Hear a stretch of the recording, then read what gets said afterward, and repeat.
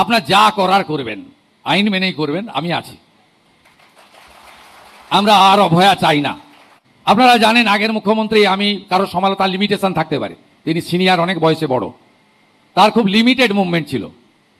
আমার মুভমেন্টটা ভীষণ, আপনারা অনেকে কষ্ট পাচ্ছেন। আর মুখ্যমন্ত্রী খালি হাতে আসবে ভবানী ভবনে, এটা হতে পারে না, কিছু তো দিতে হবে।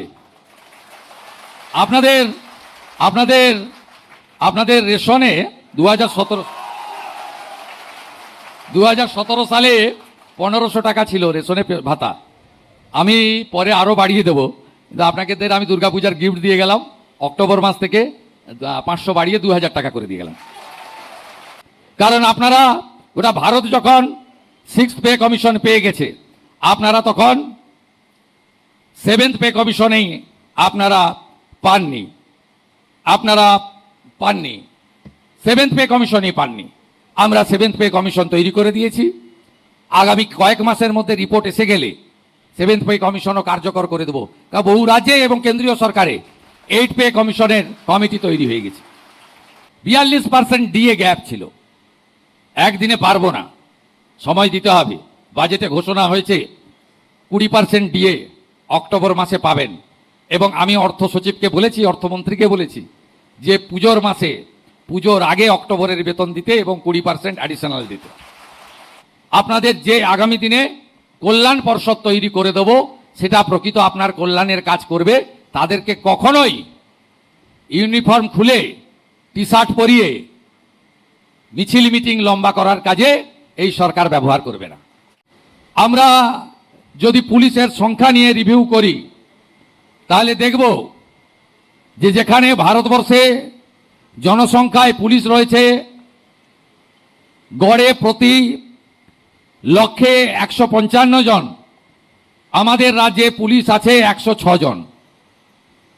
এক্ষেত্রে আমরা উত্তরপ্রদেশের বর্তমান মুখ্যমন্ত্রী যোগী আদিত্যনাথজির নেতৃত্বে যে সরকার পরিচালিত হচ্ছে, তাদেরকে আমরা অনুসরণ করতে পারি, যেখানে লক্ষে 200 জন করে পুলিশ কর্মী উত্তরপ্রদেশে আছে।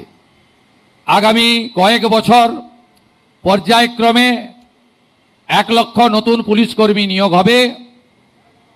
ইতিমধ্যে 47,000 ভ্যাকেন্সি আমাদের মধ্যে আছে। আমরা 15 বছরের অধিক যারা পুলিশ কর্মী বাড়ির বাইরে এতগুলো বছর দিলেন এই রাজ্যের জন্য, সমাজের জন্য, তাদেরকে যাতে জেলায় ফিরিয়ে আনা যায়, তার জন্য আমি বলেছি ওয়ার্কআউট করতে। বিগত সরকারের সময় যেভাবে পুলিশ, স্বরাষ্ট্র দপ্তর তথা সামগ্রিকভাবে এই রাজ্যের বদনাম হয়ে গেছে, সেই জায়গা থেকে আমরা বেরিয়ে আসতে চাই। আপনারা অনেক পিছিয়ে আছেন মানে কর্মকুশলতায় নয়, দক্ষতায় নয়, অভিজ্ঞতায় নয়, একাগ্রতায় নয়, কর্মনিষ্ঠায় নয়। আপনারা পিছিয়ে আছেন পরিকাঠামোগত এবং সরকারের বিভিন্ন সাহায্যের ক্ষেত্রে। আমি মাননীয় ডিজিপি সাহেবকে বলেছিলাম, আপনাদের গাড়িগুলোর ইন্স্যুরেন্স থাকে না, অ্যাক্সিডেন্ট হলে পথচারী হোক, পুলিশ কর্মী হোক, কোনো ইন্স্যুরেন্স বেনিফিট পায় না। তিনি বললেন যে স্যার মিনিমাম 1 বছর লাগবে। সব গাড়িরই একই অবস্থা, সব 15 বছর পেরিয়ে গেছে। তা আমরা ধীরে ধীরে 4000 পুলিশের গাড়ি আছে, আমরা পর্যায়ক্রমে পরিবর্তন করব এবং আধুনিক যানবাহনের ব্যবস্থা করব। পুলিশের দক্ষতা আরো বাড়ানোর জন্য গুজরাটের রক্সা ইউনিভার্সিটির সঙ্গে এগ্রিমেন্ট, ওখানে টিম পাঠানো। এরপরে মাননীয় কেন্দ্রীয় স্বরাষ্ট্রমন্ত্রীর বিশেষ উৎসাহে আমাদের আসামের তেজগাঁওয়ে বিএসএফ এর যে পুলিশ ট্রেনিং ইনস্টিটিউট রয়েছে, সেখানেও আমরা ফেজ ওয়াইজ পাঠাবো আপনাদের নতুন নতুন ইনোভেটিভ আইডিয়া এবং ইত্যাদি জানার জন্য।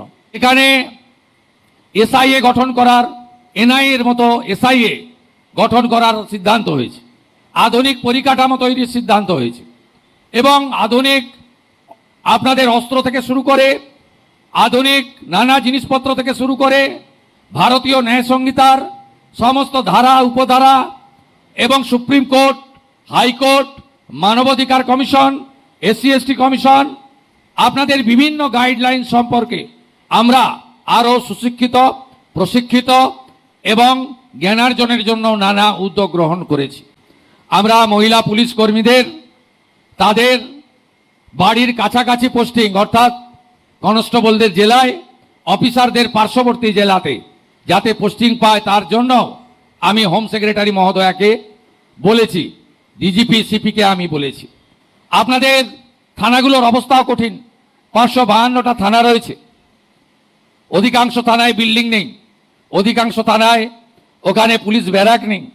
মিনিমাম পরিশ্রুত পানীয় জল, আলো, একটু শারীরিক কসরত করার জন্য জায়গা, মাঠ, জিম, যেগুলো মিনিমাম লাগে, কোনো ব্যবস্থাই নেই।